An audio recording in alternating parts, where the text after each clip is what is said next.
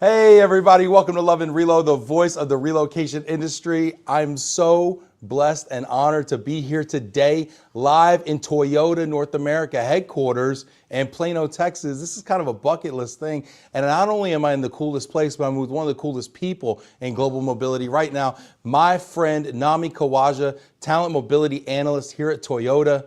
Naumy, how are you doing? Hello, doing fantastic, Ben. Thank you for coming. Lovely to be here with you. I've been trying to make this happen for 2 years. Really? And today is the day. This is I joke. I have like a bucket list of people that I want to have on the show that are just like the elusive snow leopard that you just can't get a hold of. And you were that elusive, and I get to cross off that elusive snow leopard today, and maybe move Angela up. Who knows? I want to see this in writing, Ben. I won't believe it until I see it. It's a little it's my own list. It's private. Hey guys, get in the comments, y'all. Hit that like button. Get in here. We're gonna be taking your comments, your questions. Give Naumy some love. Check in. Let us know who you are, where you are. Don't touch the table, though, Naumy. Okay, we got some real delicate camera work here. Okay, Table? all the table. If there's a table, just generally Maybe just speaking, handcuff me. yeah, just don't. We'll tie you up later. Okay. Hey, get in the comments, y'all. We're gonna have some fun today. Naumy's one of my favorite people to just find at a conference and get a glass of wine and just kind of go hang out and talk with. So get in the comments, y'all. I want to hear from you though as well. Don't be a stranger. Hosea Botley checking in. Hello, Ben and Naumy. Looking forward to a great show. What's up, Hosea? Stephanie Towns checking in. Faye Hawksworth. Christine Reichenberger. I love saying it like that with a little extra on it, Sheila Benavides. Rula. Kevin McKeever. Nolan. What's up, Nolan? Checking in here. Stephanie says, I recognize that building. Hi, friends. Yes, the building. Where are we? Tell us what we're seeing here. We are at the North American headquarters of Toyota Motor Company. So this is TMNA, Toyota Motor North America. Feels like you should have your own county. Almost. Maybe our own zip code. I usually take Ubers to get between one part of the campus to the other. Can you order Toyota only Ubers to transport you Someone around? needs to do that. But it's a gorgeous place. So excited to have you here visiting us. This is incredible. This campus is massive. How long has it been here? This is built in the 2010s. I remember working at Altair and being able to see them kind of break ground on construction. And you here. just looked out the window and was like, one day. And you know what? That pile of dirt is going to be in my office. I never even dreamt it. So it's really cool to be here now. I want to talk about your dreams and your career and all that good stuff. Get in the comments, y'all. I want to hear from you out there. Let's see. Francisco checking in. Naumy is the one. You said it like a DJ Khaled. That's my twin The right one. there. What's up, twin? Faye Hawksworth checking in. Ben and Naumy, two of my faves. What's up, Faye? To be a Faye fave is pretty. Oh, That's like a adore Swiftie. Faye. Yeah, to be a Faye fave. Mary Beth Knits. Hey guys, excited about today's show. What's up, Mary Beth? Get in the comments with questions for Naumy, okay? If I didn't have an original question this entire time and just took questions from all of you, I would have a great show. And he can't go anywhere. He's tied to the chair. I cuffed him, remember? So he can't go anywhere. Natalie says, excited for today's episode. Natalie from Pivot. What's up, Natalie? Clay Poe. Naumy, Ben, looking forward to the two of my face. Hey, and by the way, we're looking pretty fly today, I'll be honest with you. I didn't know we were going to coordinate so well today, Ben. We got the pink shirts going on. You got the beautiful white South Beach jacket going on. I got a little bit of Florida love myself here, getting ready for SRC. Is it hard being one of the best dressed corporate folks? First of all, thank you for saying that. That's a high compliment there. I did qualify it, but yeah, nonetheless. Yeah, you're up there. You've got pocket napkins. What do they call it? Pocket. Yeah, I got pocket napkins. God forbid to spill some orange juice. I have a pocket napkin, a pocket square. Pocket squares. Thank Yeah. you. No, that was great. This is really something I think I acquired from my mom. We like to dress. I think for me, it's like an armor. Like a narrative. It feels good to look in the mirror and say, you know what? Your shoes and your shirt match. Good job. That's wonderful. Yeah, you did. You've accomplished something, right? Yeah. Forget those people that have to make the bed before they leave. Just get your shoes and your shirt to match. Get in the comments. I want to hear from you. Rula is checking in. Where are you? Let us know where you are, who you are. Give us questions for Naumy. Bev Peabody checking in. Great to see you both. Hey, Bev. Good to see you too. Yes, look at this. Christine checking in. Looking forward to the session. Christine, give us a question. Rula, you go, Naumy. Rula BB Lee. What's up, BB? Janet Olkowski. Hi, guys. Allison Gurley, rock stars. DM, hi, you Ben and Naumy. Love seeing you both again. Miss you, DM. Faye, so dapper today. Love it. Thank you, Faye. Appreciate you. Sharon, such handsome guys on today's show. Happy hello from hot Houston. Yeah, it's 96 here. It's a little chilly, actually. That's my boy, Rula says. Oh. What is she talking about? Huh? She is my mom. Yeah. That's your mom? That's my mom. She's 2 Mom? Yeah. Mom, you're here. She's embarrassing me today. Mom, can you put a funny story about Naumy? No, Like, just give us just a taste of what it was like to raise this fine young man here. Yeah, just put it in the comments, okay? Take your time. If you want to like attach a photo or whatever, you can. Naumy, Daisy says, Naumy, we go way back. You're the best. Also, y'all are styling and profiling. Stay wildin'. Thank you, thank you. Maria Jimenez looking sharp as usual. Lynn Greenberg, hi both. What's up? Rachel Longo, greetings, looking good, guys. Hey, I appreciate you, Rachel. So nice. Isn't it nice? So nice. Everyone's so nice. I got to ask you though, Naumy. We talk about, hey, we're here at Toyota headquarters, North America.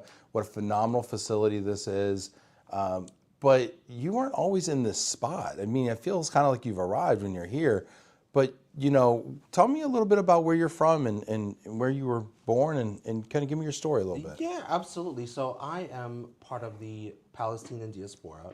So tell what people what diaspora is or diaspora. I don't even know how to say this word. Tomato. Yeah, tell them what the tomato means. So it's really Thank you, Daisy. It's a immigrant population, a large immigrant or refugee population is a just kind of like scattered throughout the world. So often we see, large groups of individuals fleeing conflict or whatever catastrophe. Or just immigrating. That becomes a diaspora. Yeah, immigration, sometimes it's due to no work. But in this case, a first generation immigrant to this country. I was actually born in Kuwait. My grandparents fled Palestine in the 50s. My mother was born there, I was born there.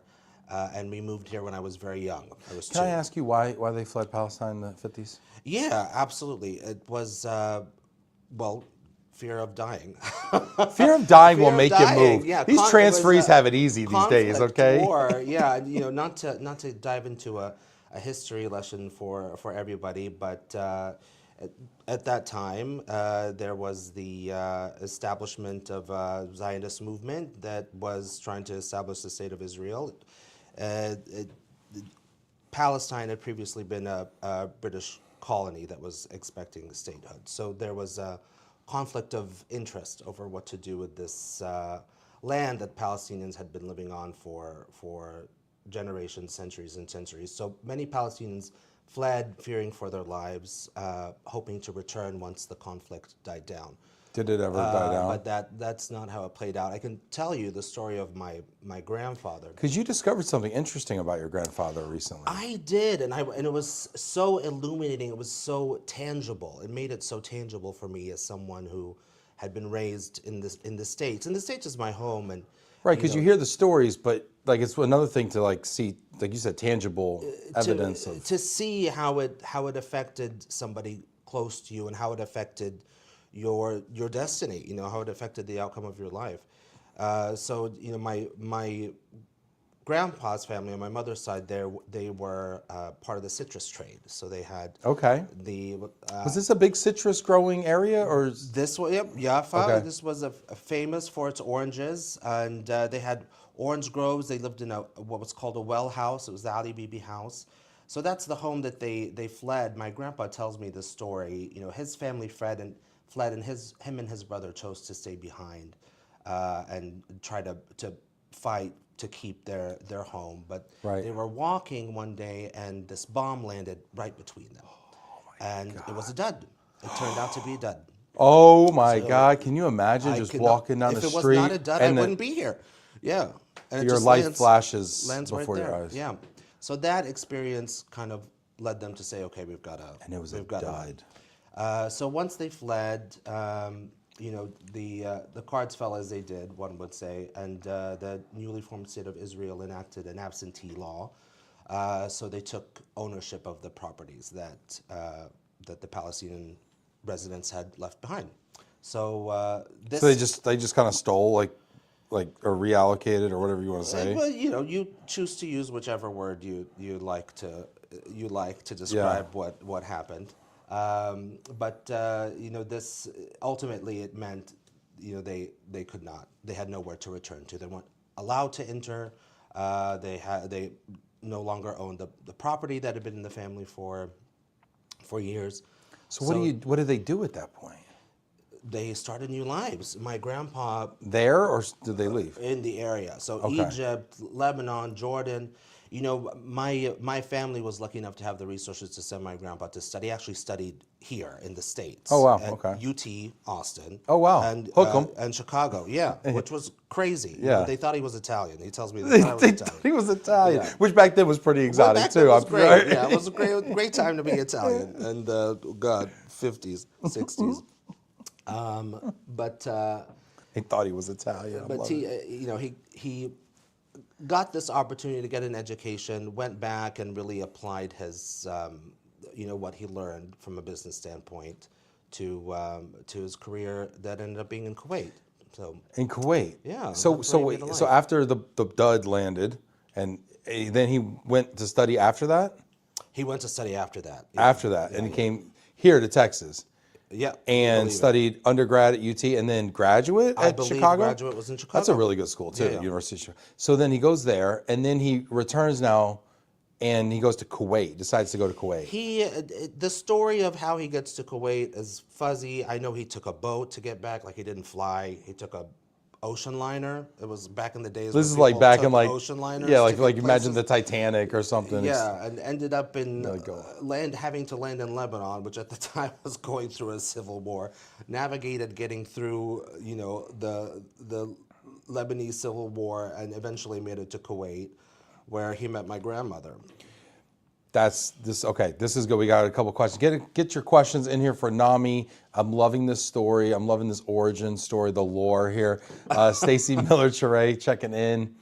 What's up, Stacy? Jillian, Naumy, and she's giving us the little heart hands. Thank you. And Faye has a question. This is where I wanted to go. Yeah. Naumy, tell everyone about your grandpa's house now. My grandpa's house now is a museum. What? Yeah, how cool Did is you that? know this, or did you just find this out? You know, so we got, you know, for those of you that don't know me, I've got a couple tattoos. It's just a couple, okay? I'm not like a tatted up, you know, gangster or anything like that, but I've got a couple. So one of my favorite ones, and it's very grounding, are the coordinates to this property, to this home that Okay. he grew up in. You know, we did some research and found out that, you know, after the absentee law was initiated, this property became a military outpost for the IDF, and then later on was sold to a university, and that university converted into a museum. And we found out, this is through the power of AI, which is crazy because it can pull anything that's public record. But, you know, I didn't know this, but my grandpa had been interviewed by one of the curators of this museum. And there's an exhibit with his voice and his name. And it's him talking about his life there as a young man in the home, and talking about his life in Exodus as a Palestinian. He eventually ended up retiring in Jordan, and that's where this interview took place. So it was so inspiring, heartwarming, because this is a man, you know, this is a man who never really lost this desire or hope to return. There was such an attachment to the identity of being a Palestinian, and this attachment to the home and the place and the people. But he never got that opportunity in life. So Never, huh? post-mortem, to be able to say that his voice is has made it to this property was really powerful for me. Wow. And so you found this museum. Are you gonna go see it? Have you seen it? I haven't gotten there yet. Yeah. Is that on your list? Well, of so stuff to do? I'd like to be able to one day. Yeah, that's super cool. Super cool. Steve Lee checking in, looking good. Naumy, I was listening with Rula Bibi Lee, but had to give some individual support. She stole my phrase. I asked for a story. Steve, feel free to hop in there too if you want to give some stories of Naumy as a young person. We always love that.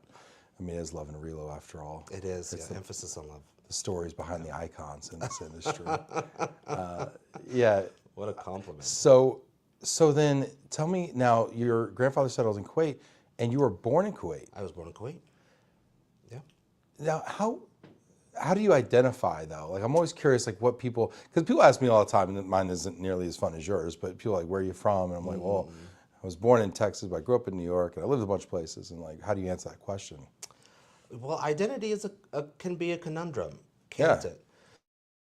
But I think I've made some developments lately, I guess, in terms of how I think about things. But you know, I was culturally, you know, raised as someone who comes from Palestinian lineage.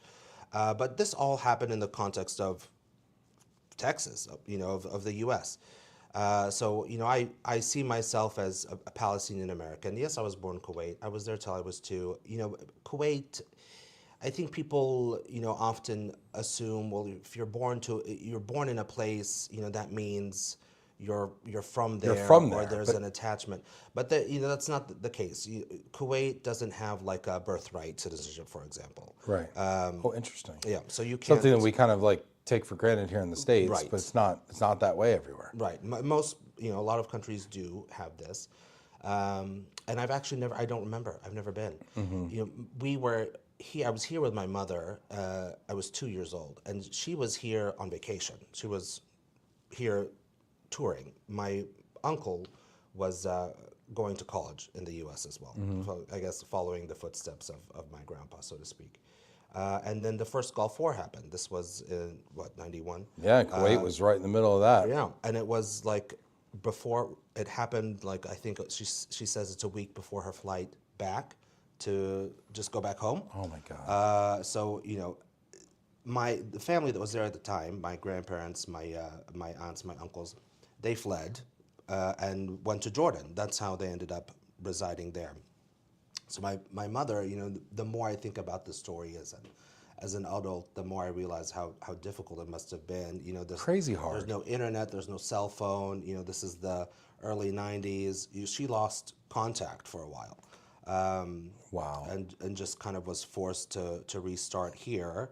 So she's one of those individuals that, you know, memorized the presidents and took the test and, you know, went through all those steps to attain citizenship, and that's how, you know, it was passed down to the rest of her family. So interesting. Get in the comments, y'all. I want to hear your questions out there. I'm loving hearing Naumy's origin story here and your roots, and we're going to kind of segue a little bit. We got a question here from Jill. Get in the questions. Get in the comments with your questions.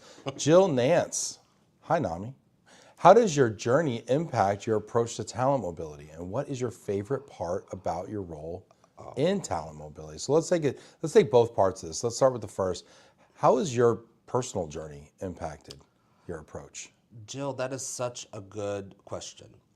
You know, I think my history, you know, I guess this origin story, though I'm too young to remember most of it, but you know, I know what it is to feel othered. I know what it is to carry around the displacement. So I think it drives my passion for what we do, in a sense. You know, these are people who are, yes, you know, electing, or, you know, in some cases having to make choices between keeping a job and moving somewhere. It's a difficult choice to make, to uproot your family. So, you know, I think from the viewpoint of compassion, of empathy, it really helps me drive how I approach those scenarios. It's a sensitive sort of intersection between your professional life and your personal life, right? And so I think it makes me less scared to get to the personal, because oftentimes this escalation is really tied to the way you're feeling about something. So it really helps us get to the core of what's going on. I think this is really interesting that you say that. What's up, Kaylee? I see you checking in there. She says, hi, Naumy. How you been? You know, you talk about getting to the personal, but then we also hear that, we have to treat everybody the same. And then, we bring our personal stuff into it. It gets messy and sticky. And then we also hear, how big of a challenge exceptions are in our business. So there's always that kind of struggle between exceptions and personalizing things and keeping everything standardized and to policy. How do you navigate that? Yeah, that's also an excellent question. I love our switch to Core Flex because it allows a form of standardization with to complement this ability to provide some flexibility, right? So you can make choices to cater the program to, what's going to fit your family needs. You can leverage a miscellaneous expense allowance. It's there for you. Choose your own adventure. So that helps us maintain standardization, maintain equity in policy administration. Should we just rebrand it to Choose Your Own Adventure? Can we just get rid of Core Flex? I'm tired of I it. don't know if we can. Let's have more copyright fun than that, guys. Let's take ourselves a little less seriously. Huh? Choose Your Own Adventure. I can't wait till you hand out a document or a PDF that says, "Hey, our policy is Choose Your Own Adventure," and then like a person on a pathway. Yeah, I do like that. Yeah. Turn to page 32 if you want to fight the bear. Turn to page 54 if you want to run. You're dead. Yeah, but no, it's all kidding aside though. Like talk about your decision to go that direction with it. I think it's a natural progression, and I was glad that we had such strong support from not only leadership but our supply chain as well, and it just made sense. It's really difficult to write a static policy that's going to meet everyone's needs completely. It's really just like we're writing it for the biggest bucket possible. We can't write policy for the outlier scenario, so on and so forth. But I think approaching it from this method, which feels a little bit less traditional, but is really starting to be much more common in our industry, it allows us to, I don't want to say have our cake and eat it too, but it gets us a little bit closer to that. So exceptions are a lot lower. People seem to escalate a lot less. When they are escalating, it's because I can't sell my house and I'm anxious and I need to talk about. Is that kind of a problem right now? I feel like we're in a market right now where there's a lot of folks selling houses and not nearly as many buying houses. It depends on where you are. Get in the comments, y'all. If you got comments on the real estate market, I want to hear your thoughts. It is hyper localized. What are you saying? It is hyper localized. It really. But here you are in depends on Plano, Frisco area, and this is a tough market right here. This is a tough market. It's always been a bit of a bubble. So I think we see more challenges in other parts of the country, maybe parts of Chicago, parts of Denver. But knock on wood. Is it okay if I knock on wood? Just be gentle, because I don't want to shake the cameras too much. Like a little bit. Was that a knock? Does that even count? I don't think you get any kind of insurance if you don't really. You got to hit it. I got to hear it. It's got to be audible. This. Yeah, that Is counts. everything Yeah, okay? that counts. Okay, I'm gonna stop. Yeah, Naumy just protected the entire United States real estate market. Thank you, Naumy. You're welcome. It's okay to be a little superstitious. It's all we got sometimes with this real estate market. It really is. But knock on wood, our inventory numbers have stayed incredibly low to non-existent. So very, very thankful for that. I think it's a good indicator that people are able to move things along. But there really has been a difficulty readjusting expectation after the post-COVID market, right? We're 2026. It's been all over the place. It's been all over the place. The highs are high and the lows are low. And yes. I mean, we're coming off like one of the frothiest real estate markets we've ever seen in 21, 22. Of course, unfortunately, I sold in 20. Totally missed that one. And then and now we're in the biggest, I don't know, the lowest volume, at least the last couple years, have been the lowest volume, and I've been told in my lifetime. Correct me if I'm wrong, please. Get in the comments. Let me know what you're saying. And now I'm actually seeing. Like I saw something in Houston. I know this isn't Houston. Houstonians will remind me all the time. But that they have like 5.5 months of inventory, in Houston, and people are still buying houses, but not nearly to the degree that people are listing them. Yeah. And that imbalance is just kind of continues. It's hard, man. It's hard to be a first-time home buyer nowadays. Yeah. It's really, the bar is raised pretty high. Well, it feels like the starter home is really not a thing anymore. It feels unattainable. Yeah. Well, I because think it does. used to be, I feel like, back in the day, right? Not that I was alive, but back in the day, there was like a one bath, 2 bedroom, one bath, house somewhere, right? And like, I don't know if those exist anymore, or if people just aren't buying them, or maybe they're just. But I feel like people just aren't willing to live in a starter home either. I mean, it's a little bit of that. It's a little bit of, wanting to make a good investment. I also think it's a little bit of people like being more apt to hold on to the home that they have because interest rates have shifted and value has risen so much that it's intimidating to begin thinking about upgrading unless you really have to. So there's some things that feel like they're slowing things down a little bit. It's a shame. Get in the comments, y'all. I want to know what you're seeing out there.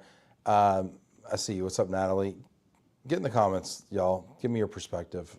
But do you feel like there's a lot of folks that maybe you want to move or have an open offer to move or relocate, but they're waiting on the right timing? Is that a thing, or is it kind of like, hey, you got to move, or you either take it or you don't? You got to take it. Like it's attached to a role, right? There's a job waiting for you on the other end. There's an expectation waiting for you on the other end. There's a timing, and that's the part that's difficult. So there's a lot of cross-functional partnership when it comes to delivering that message, right? The business needs to be on board. HR needs to be on board. We need to be able to do our part to meet those expectations with the help of our supply partners. It's not a just well, I don't feel like it this year. This and that is job won't attached just to- be there for you No, next year. well, You either take it no. or you don't, or we're going to hire somebody local. Or what are some of the more like creative things that you're seeing being done, maybe out there to kind of incentivize or attract people to take transfers? Oh gosh, that's a good question. Money incentivizes people quite a bit, but you can only throw so much money at a problem, right? You have to be responsible in the way you shepherd these kinds of things. It stops making sense after a while if you throw too much at it, right? It really does. But some of the And you have flexibility parity we that provide- you have to, right? We've got to do parity. You have to focus on parity, right? It's something incredibly important for us, and I'm sure that's something my colleagues would parrot. But I think the other thing is, for example, we've introduced flexibility in utilizing like flex points to buy down an interest rate. I think people often try to utilize that as much as possible. So we really focus on how flexible we can make this point thing be. I think that helps a little bit. I think the other thing is, everyone's got to make this decision for themselves. If they don't like the role that's on the other side, they're typically less willing to engage. And there's so many ways for a move to originate. It can be you applied for this role knowing that it's going to be across the country, knowing there's going to be a relocation attached, and you're okay with it because you want this.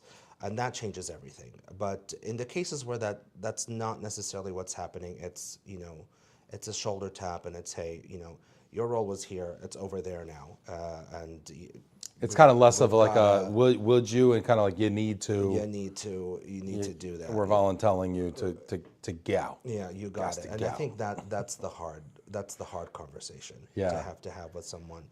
Well, but is the employment market kind of helping you? Whereas the housing market may be a hindrance, the employment market, unemployment's rising a little bit, things are getting tighter, we're seeing more people out of work or underemployed a little bit. I mean, that's just from my seat in the talent side. So maybe employers have a little bit more leverage maybe now than they used to. I think you can say that, but it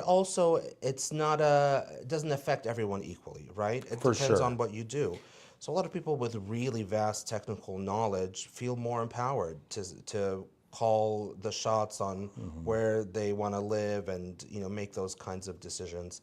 And some of us who might not have become engineers, just those run-of-the-mill global mobility folks. What's H2O? I don't know. Sometimes it's not quite as flexible, for sure. So I think it's disproportionate. Well, yeah, it's funny. Just like the real estate market, and I see you, Bev. I'm going to get to you. Get in the comments, y'all, with your questions and comments as well on this. But just like the real estate market is hyper local, the talent market is very specialized and is very different based on your skill set and what you do. I was just having this conversation with an executive over the weekend who was looking for a role and has been out of work for a while, and they were like, well, what kind of roles do you have? And I'm like, well, I've got this, I've got that, I've got this. And they're like, well, I could do that, I could do that, I could do any, And I'm like, well, you could, but it doesn't mean that you're going to be the most desirable candidate. I mean, they're looking for X, Y, Z, and you kind of have it. You're a 5 out of 10 in these 3 categories. Right. But like just because you could doesn't mean they're gonna, and they're not gonna pay you what you think you deserve. So it's really highly specialized right now. It's a tale of 2 markets in a lot of ways. Very true. Get in the comments, y'all. I want to hear your thoughts on the talent market, on the mobility. How are we getting people to move these days? What are we doing? Are we getting creative out there? And tell me about the real estate market. Get in here. I want to hear what your thoughts are. Bev Peabody says, I'm seeing the same thing in our markets. I think you're talking about the real estate in your markets. And you're in a lot of markets though, Bev, too. You have like a dozen locations or something, all the way from California to Dallas up into the Northeast. And, so I'm wondering if you're seeing any variance at all in those different markets. Is there a market that's a seller's market right now? Is that? I've heard Chicago is actually, I think you mentioned Chicago. I've heard it's kind of swinging the other way.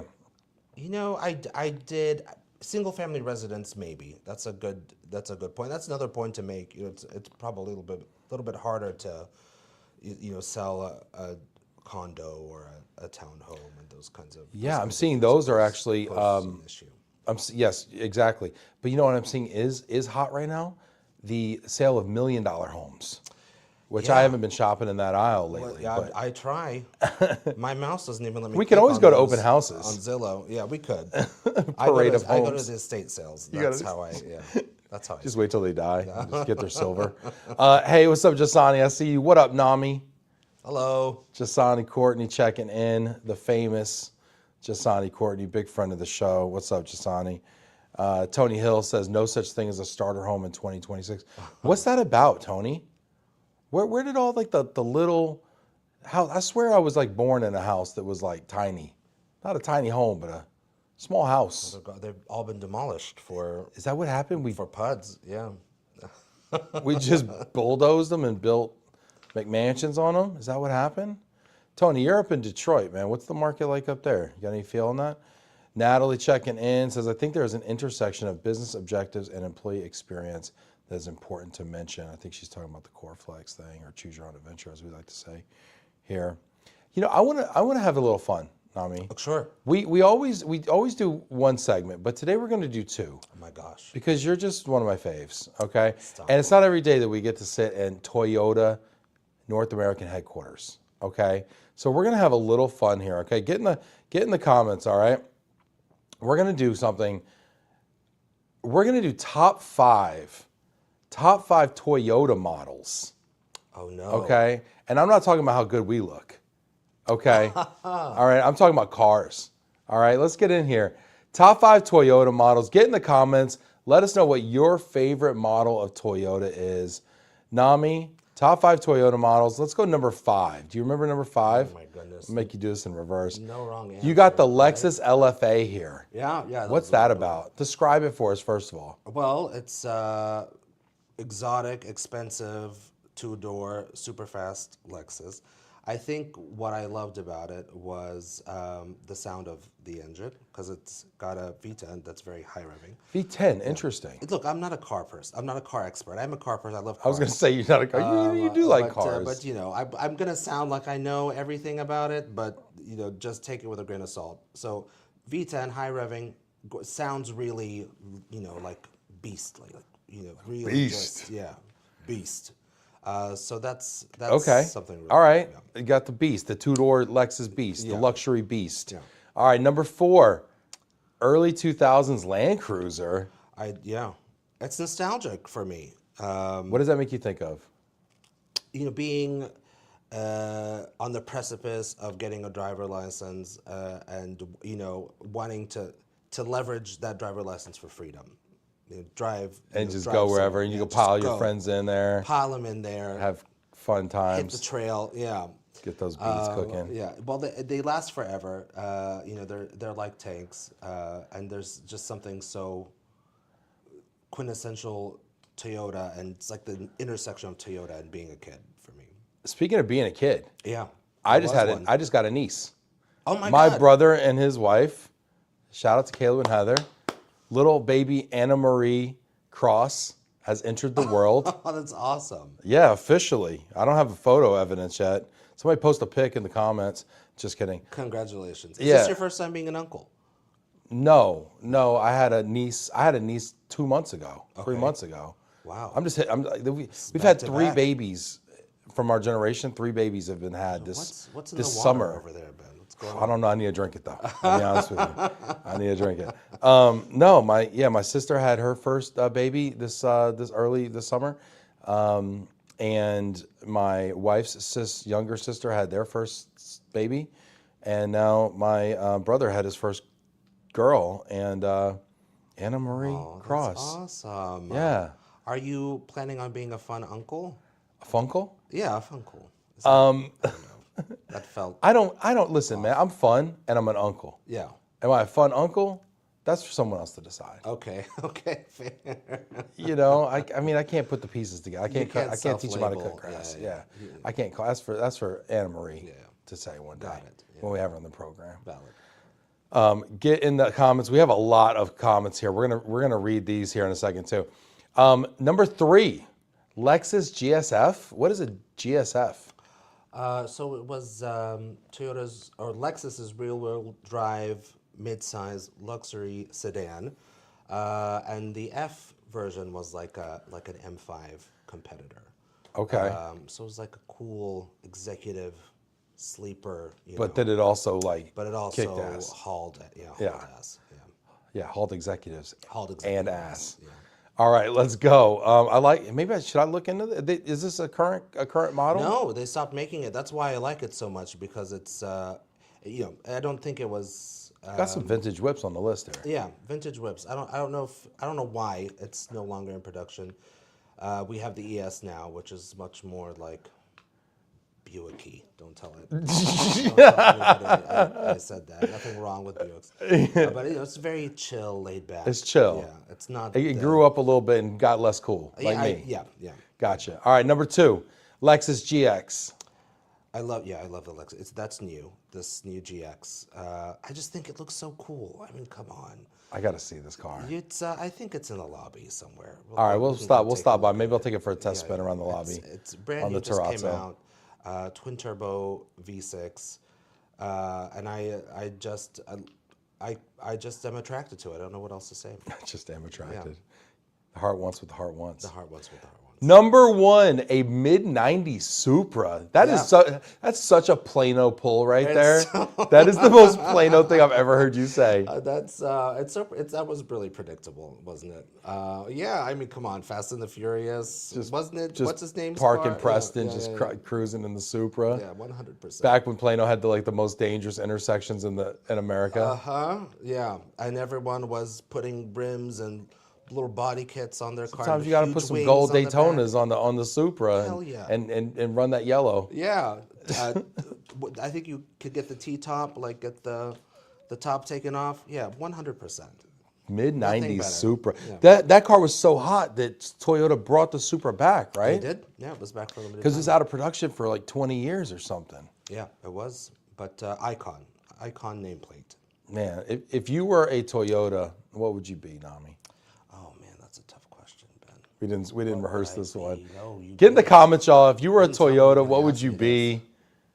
Get in the comments. Get in the comments.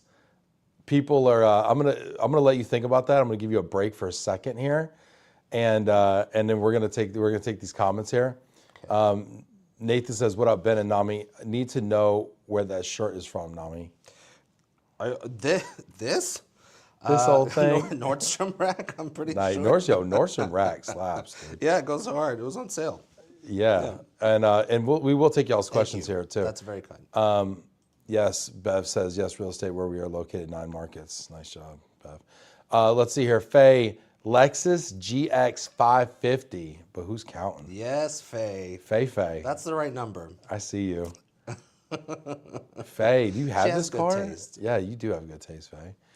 Allison Gurley says, on my second Sequoia, big fan. Oh, Also had a 4Runner back in the day. Sequoia's that's a beast. It's a big car. Sequoia? Yeah, Oh, right? Yeah, That's a big one. she's a monster. Yeah. Rachel, 1979 Corolla. Oh, I like that. My first car. My heart is always with Toyota. Oh, Rachel. that was such a good answer. 1970. Oh, gee, that's a vintage joint right there. DM says we have a Toyota Highlander in our household. Awesome. You know, I'll be honest with you. Toyota Highlander is probably a top 5 Uber for me. They're comfortable. I get a lot of Uber XLs for obvious reasons.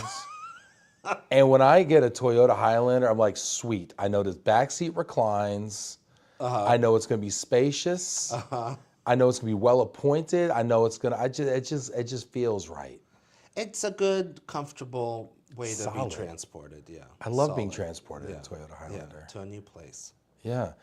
Sharon says my first car was a Celica. Yo, Whoa, those are sick. those what were they, like late 90s, early 2000s Celica when that body style came out? In the 80s. I think they started in the But that like body maybe type that came with out the then, four it looked super headlights. sporty. Yeah, that was good. Little quad headlight. It was like when they got rid of the Supra and then they came out with the Celica and it didn't do like nearly the same thing, but it looked super hot. Yeah.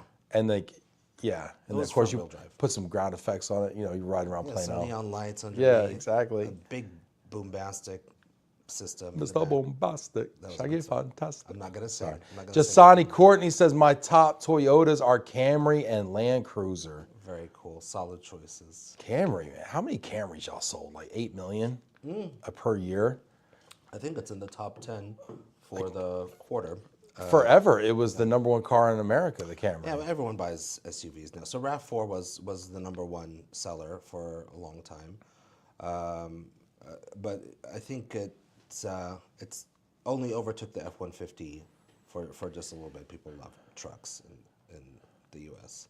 Yeah, we do. I don't know if my butt would fit in the sedan anymore. Nathan says GR Supra, Oh yeah, that's good. FJ from Chris Brown. Do they make the FJ anymore? They don't, but FJ's such a good answer. God, I would have put that in there. It was so fun, so unique. Yeah. I remember when that thing came out. It was almost like a Japanese Hummer. Yeah, it had the little small door, like a little half door thing. I don't remember the half door. You don't remember the half door? I only use full size doors anyway. Okay, I'm sorry. Kaylee says, I see these Lux models out here. I know people are flossing in the comments, aren't they? Sani says, yes, if I were a Toyota, I would be a Highlander. There could be only one. Jasani. Clay Post said, I had a 1983 Toyota Supra that had a crank roll sunroof, not even electric. Later, I had a 2001 Lexus GS 300 Sport. Love that car. What color, Clay? Elizabeth said, according to AI, I would be a Toyota Land Cruiser 300 series or Lexus. Yo, AI knows you, huh? Oh man, now I want to ask. Lexus AI. LX if we're stretching into Toyota's luxury family. Yeah, that's good. Elizabeth, you make that call. Are you a luxury? Are you a luxury line? DM says, congrats, Funkle Ben. Thanks, DM. It's not all Toyota talk. I did have a question and a comment. Question from Kaylee and a comment from your mom. So we'll get to that. Oh God. I always want to say that comment from your mom. Kaylee says, what's something happening in mobility that you think isn't getting enough attention yet? Ooh, that's a wonderful question. What's happening in mobility that isn't getting enough attention?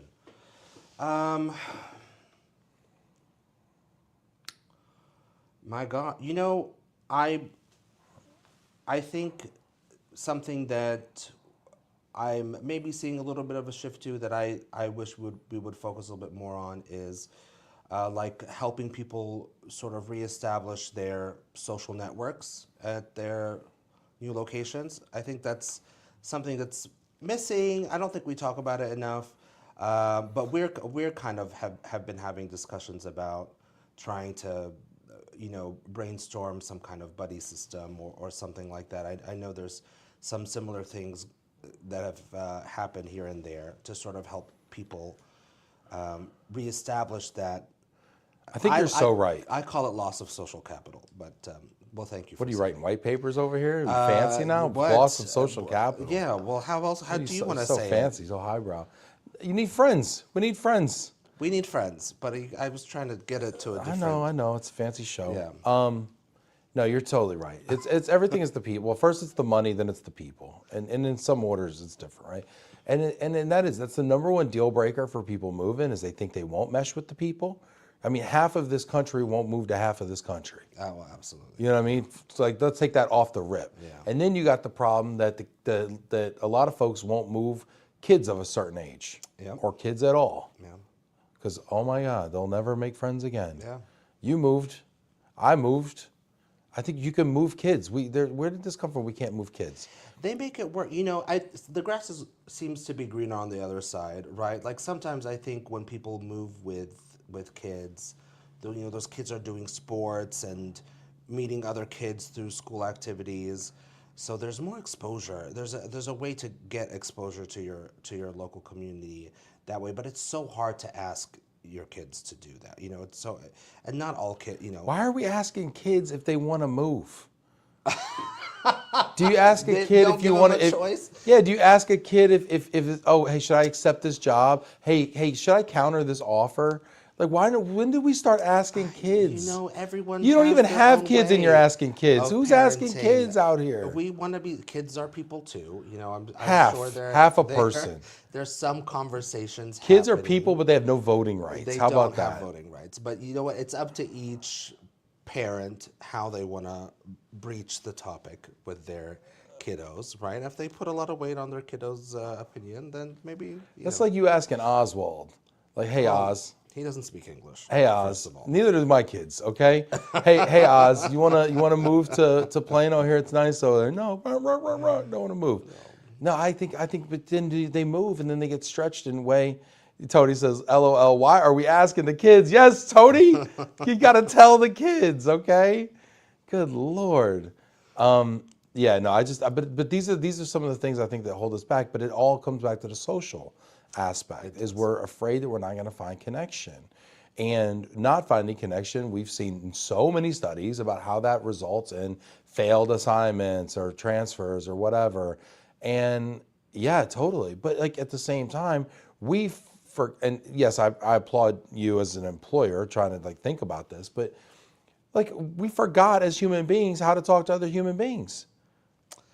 We did. This is part of a larger, discussion. And also, where does your duty of care end as an employer when it comes to these kinds of things? At 5? At 5 p.m. I stopped paying you, I stopped caring, okay?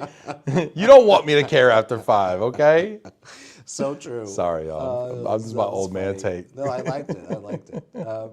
But it's funny. It's one of those things that maybe people don't know how to talk to people anymore. Maybe social media has ruined our ability to connect in real life. I blame Xbox also. Continue. Or maybe that. But not everyone is like that, right? We all have our screen demons. Sure.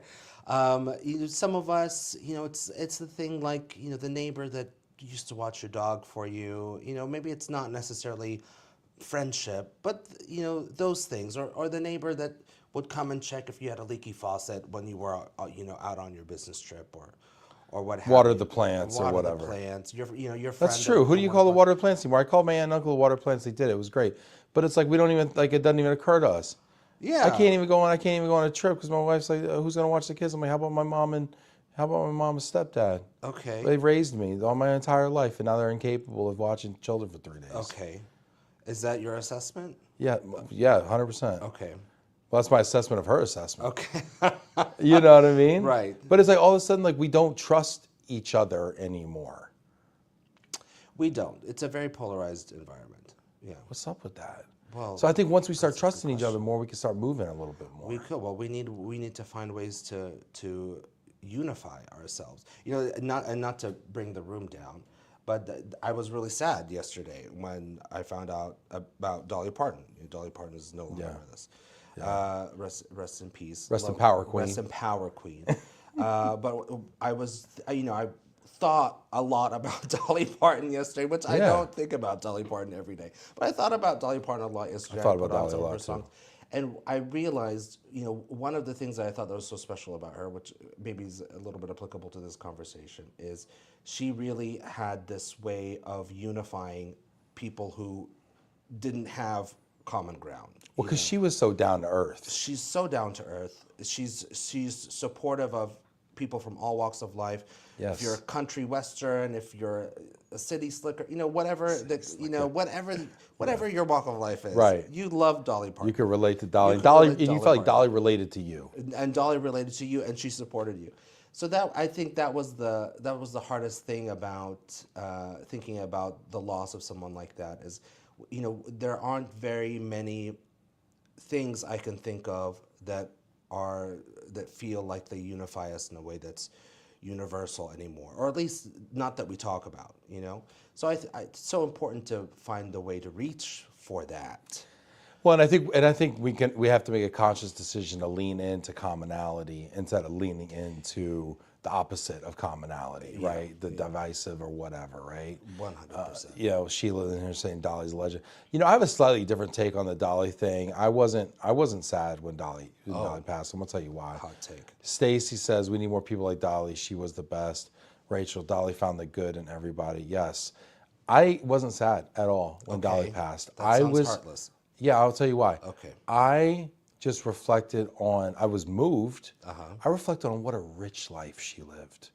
And not only a rich life for her, but the way that she impacted I'm getting emotional, the way that she impacted other people and chose to always, I would say always, I don't want to like deify her, but to put other people first, to kind of meet them where they're at.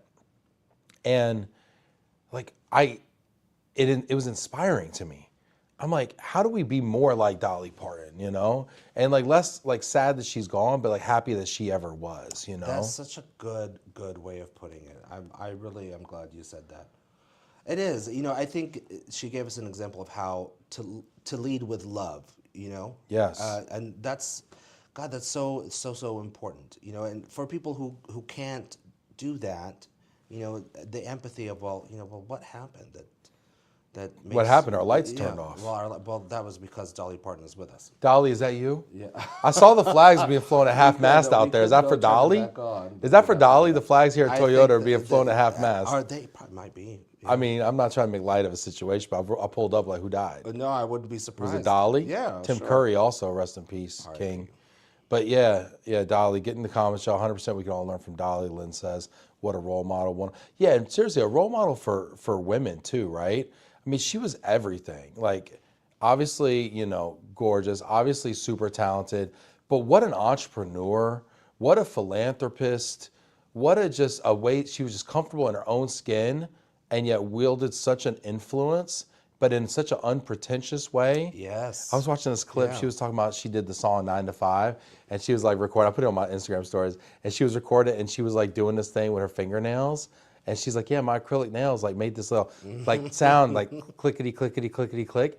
And she's like, it kind of reminded me of like a typewriter. And she was like going back to that 9 to 5. And like she added this. So when you listen to 9 to 5, which is one of my favorite songs probably after Jolene, like you hear this like little click, click, click riff kind of going on, and you don't know what it is, but it's Dolly's fingernail. It's her so she's acrylic embracing like her femininity in this way, and then using it as a musical artist and just unapologetically herself, and just being super true to herself. Dolly, shout out to Dolly, 101. It's a great example. It's she was so organic the way she moved through those things. People get in here. Rachel says all about the kids. Oh, let's stay here for 1 second. Building communities, everything. What's up, Kaylee? Oh, this is great. We got some great stuff. I want to go back to your mom. Shout out to your mom. God. Mom's in here. Where's Mom at? Mom, stop commenting. Mom, we asked Mom for a quick little Naumy story from when you were little. Okay. And she says, ha ha, ha ha, ha ha. When Naumy was in kindergarten, he asked for a black Barbie as a gift for his birthday. I hate her. You were so inclusive, Naumy. I think it was Stacy. Yeah. That was the name?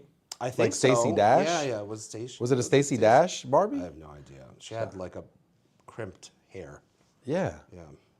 What's up, Stacy? What's up, Stacy? Where's Stacy now? Look at me now, Stacy. Where's Stacy? I don't know where Stacy is now. It's 4. You know, I was raised by strong women, which I'm thankful for. So I really idolized my mother as a child, and I think Stacy was like the closest I could get to a representation of her. To like your and mom? A toy, yeah. That's cool. I think so. Not that this is like a therapy session or anything. No, but it's important to have like these models, role models, figures, whether figurines or whatever, right? That are representative. Yes, yeah. It's hugely important. It is. It's more important than people realize to have any kind of representation. I actually bought my wife a Pocahontas Barbie. Oh, you did? For that reason. That's really nice. Yeah. Ben, you are more thoughtful than you let on. I try not. I try not to. I pretend like I'm not. Sometimes I pretend like I'm kind of a jerk, and I like as like a protection, like as a vulnerability thing, because I'm kind of a little sensitive. Yeah, it's endearing. Jasani, alrighty now. Yeah, can we put a link to Stacy the Barbie? If we can, Stacy? Can we go on eBay and see it? Let's all chip in. Like, can we get a GoFundMe going? We can chip in. This was the early '90s. It's what 30 years ago. Your mom enjoyed the commentary about Dolly, by the way. If you got any other stories, Mom, we got a few minutes here if you want to get in here. Please stop sending stories. Yeah, Jasani, #Black Barbie. Yeah, that's what I'm saying, right? Such a great name, Stacy. Stacy Cobbins, such a great name. We can honor Dolly best by always striving to be kind, the kind of person she was. Yeah, thank you, Mary Beth. This is great. LMAO, we're not asking you kids out here. Yes, for sure. That's for sure here. Oh, this is great. You know what? Let's do a little overrated, underrated while your mom thinks up a couple stories for us, okay? Okay. All right, overrated, underrated. And I've got these cool little paddles. Oh. Go ahead and hold it up. So we're gonna play a game called Overrated, Underrated. All right. Okay. Yep. No, it's not. We're not playing. Not yet. Okay. Hey, wait, This part's kind of. What? You can show this. Oh, is it scratchy? A little scratchy. Yeah. Oh, well, just hold it up anyway. Okay. All right. Shit. Okay. I got overrated. Yeah. And I forgot what I'm doing on this side. And I forgot to actually write this one. Underrated. Okay. We're gonna have some fun today. All right. You ready? Born ready. Do you know how to play the game? But I think I understand.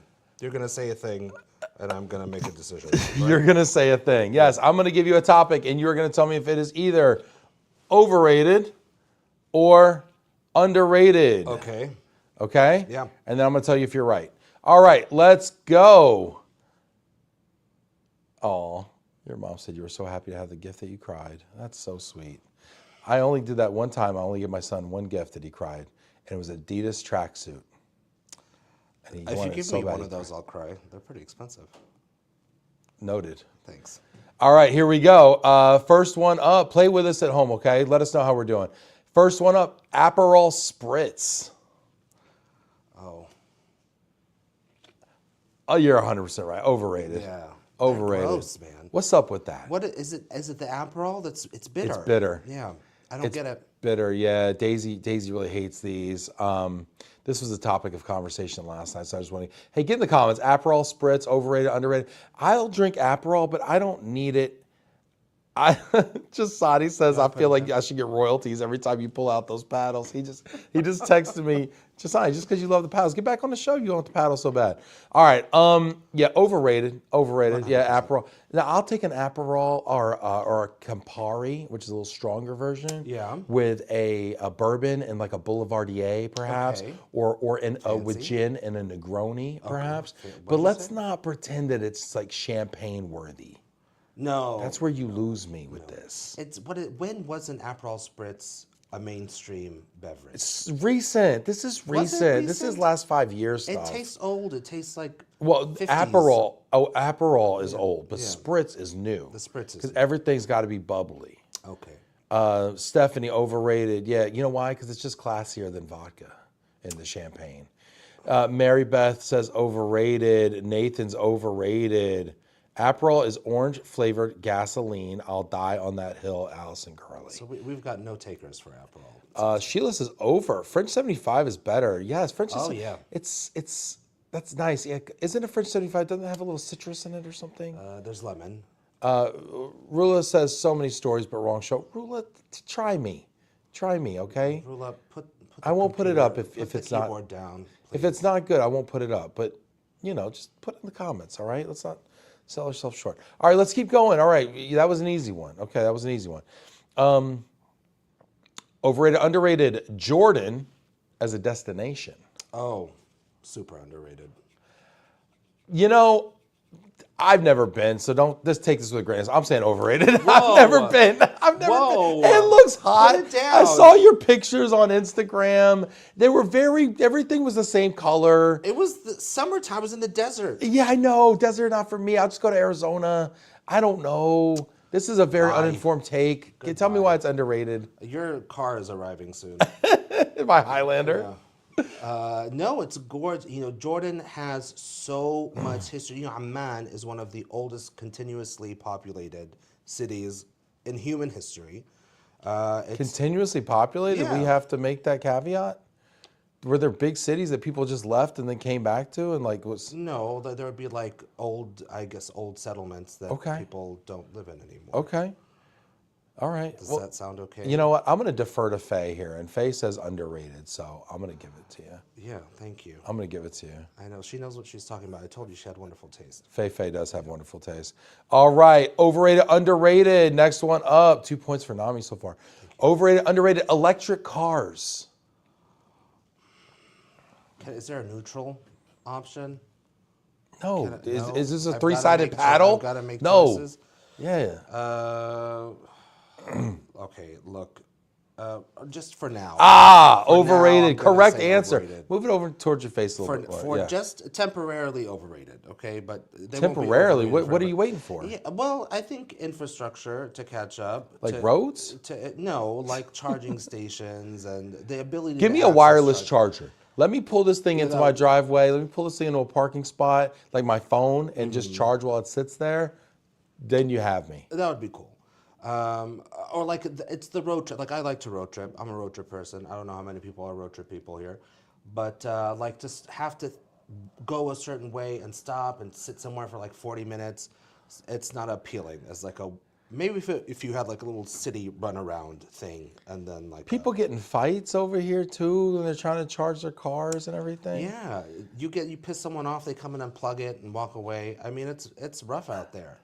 Jasani says, this is why I love Love and Relo. Where else can you hear about the latest mobility trends and talent trends, black Barbies, and appropriate uses for Aperol spritzes? Nowhere, Jasani. It might be the most underrated show on the internet, okay? CBS, hit me up, pick me up, all right, let's go, all right, or ABC or anybody, frankly, I'll be on ESPN. 70 Town says, overrated, yes. Your mom says Jordan is definitely underrated. Yes. Thanks, She's Mom. Being very involved today. Yeah, electric cars overrated. Let me know if we're wrong out there, but we're not. I care about the environment, so I don't. It's not even like that. Well, it's kind of like that. It's kind of like that. It's kind of like that. All right, whatever. It was 107 here the other day. Yeah. All right, sounds good. Overrated, underrated. Plano, Texas. It's not We're fair sitting to here in ask Plano. You went to Plano Senior High School. Why are you hating Plano, bro? Man, you know what? Plano might be overhated. I am gonna, I am sorry to the fans of the area, and it's very convenient. All you Wildcat fans out there. All you Wildcat fans. It's a very convenient place to be, and it's a nice place to be. But I need some mountains. I'd really like some mountains or something. It's just this whole area is very flat. These views aren't doing it for you? I feel mean, like you got a little cool. topography I don't live here. You don't live here in the office? I don't live here. I don't come here on the weekend. That's where your duty of care stops. Around. Yeah. So I'd like a topographical. You want some topography? That's your only thing? If there was a mountain in Plano, you would be like, oh, this is perfect. Well, I'm not in a suburban place in life. Cop out. No, you're right though. Plano overrated. You know, listen, I moved here. I mean, well, I moved to Allen, which is Plano adjacent. I Yeah. consider it the same thing, Same thing. basically. My mom lives in Plano. Food's good. Yeah, they got good. Yeah, there's- always had there's good good food, restaurant. yeah. Always had good. Stephanie says old school Plano days was the best. What do you miss about old school Plano, Stephanie?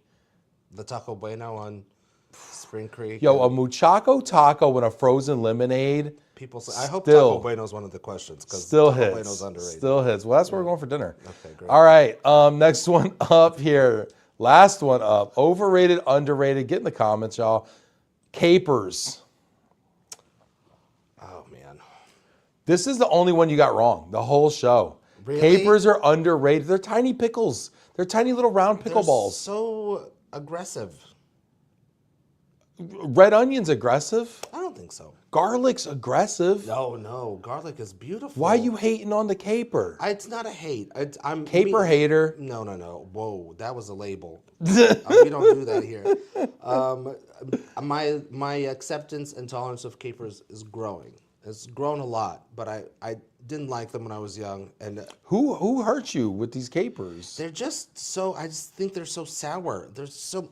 They're briny. They're pickles. I like a pickle, but they're more. It's like a. If you like a pickle, on why you hate a steroids. caper?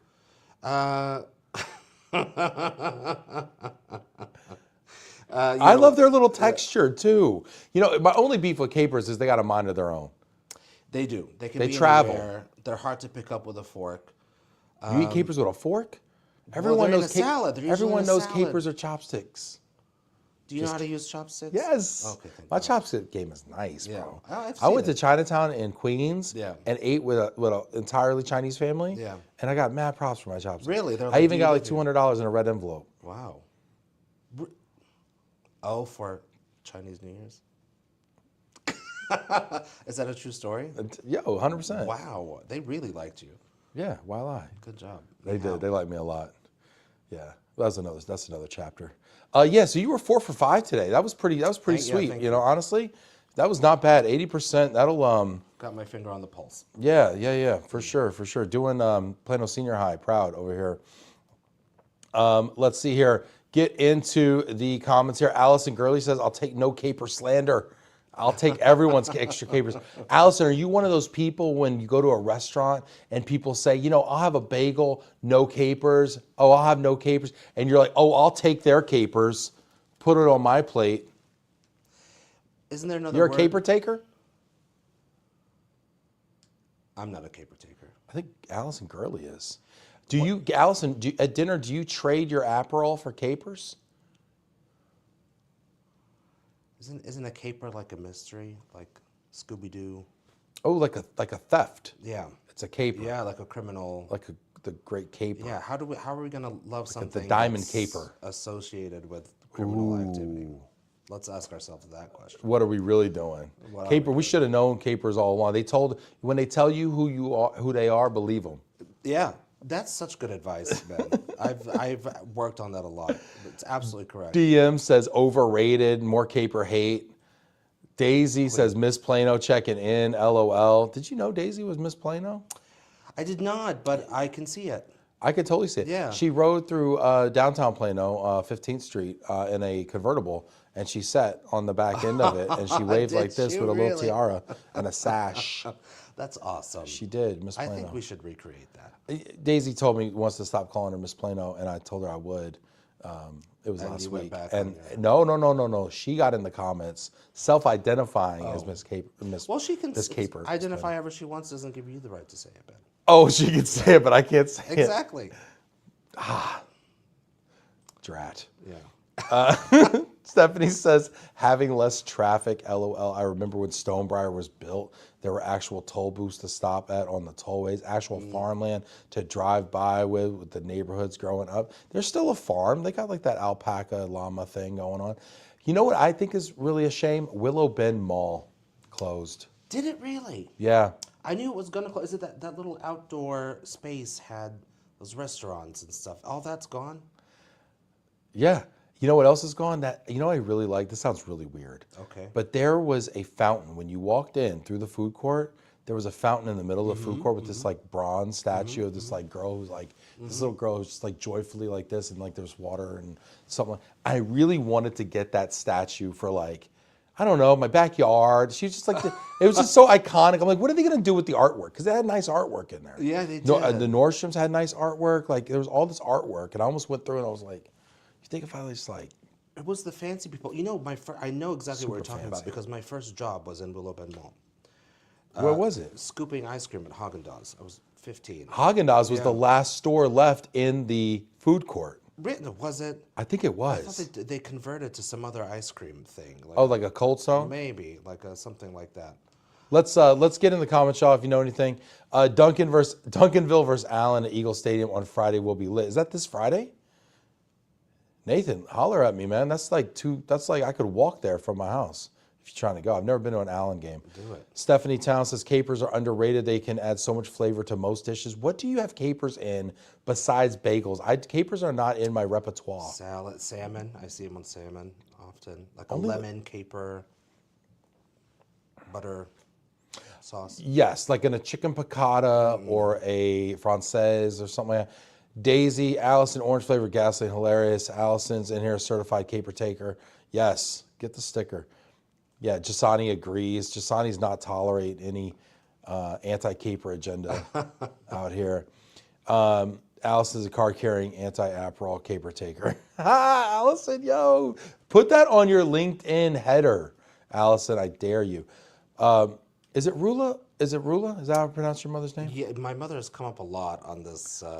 Your mom's in the comments, okay? Yeah, she's. Your mom says, Rula says, Naumy cried when he found out that I was pregnant with his sister too, and he really took great care of her as a baby until today. Up until maybe. Yeah. Okay. I think she had one more over here See as if I well. can get their internet disconnected. Hold on. Rula said, I discovered that Naumy can talk when I was driving down the highway, and he was sitting in his car seat in the back seat and basically started naming the model of every car that passed by. I discovered that he was actually a genius then and has not learned much since. Wow, that's harsh. Sweet. Yeah. I editorialized. I'm sorry. No, that's okay. This is fantastic. It's fair. I know we shouldn't be over time here, but I just can't stop. This is great. Naumy said salads, anything Italian, you can air fry them to make them crispy. Stephanie Towns. That'd be cool. Holler at me. You know, I might air fry them and then put them in a piccata. Can you bread them? That sounds hard. Bread them? Yeah, like bread them and fry I them. feel like at that point you're just eating like deep fried like balls, Yeah. like just tiny little deep That's fried. Who doesn't like that? The breading can't be bigger than what's inside. I think that should be a rule. Okay, valid. Yeah. I can't. Yeah, I'm gonna say no to that. That's the first anti-caper thing I've said all day. Hey, I did it. This has been a blast. Naumy, you want to leave us with a final thought before we sign off here today? A final thought. Sure. I adore every single one of you. Something I've learned lately and that I want to invite you to do is find things in your life that are paradoxes and ask yourself if they're false paradoxes or if they really are paradoxes. Okay, I'm sorry. Give me an example. Oh, come on. What is a what's a I thought false this was gonna be a quick... paradox and false paradoxes? Well, you went all like Nietzsche on me or Did something. I? Okay, look, like sometimes we say, well, we can't be this and this at the same time. Oh, so it's like a limiting belief or like a false Yeah. premise that we have in Like our I mind. can't support this and be identify as this, or I can't do these things. They're at odds.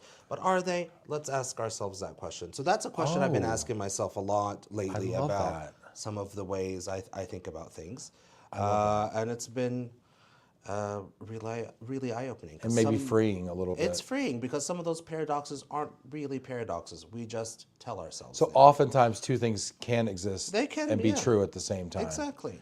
I love that. Yeah, let's do that. Let's do more of that. I That's my freaking love sign. that. Hey, y'all, I adore you also. We wouldn't have a show without you. Thanks for being here with us on this special 75-minute edition of Love and Relo with my good friend, Naumy Khawaja. It's been a pleasure. Thank you for having me.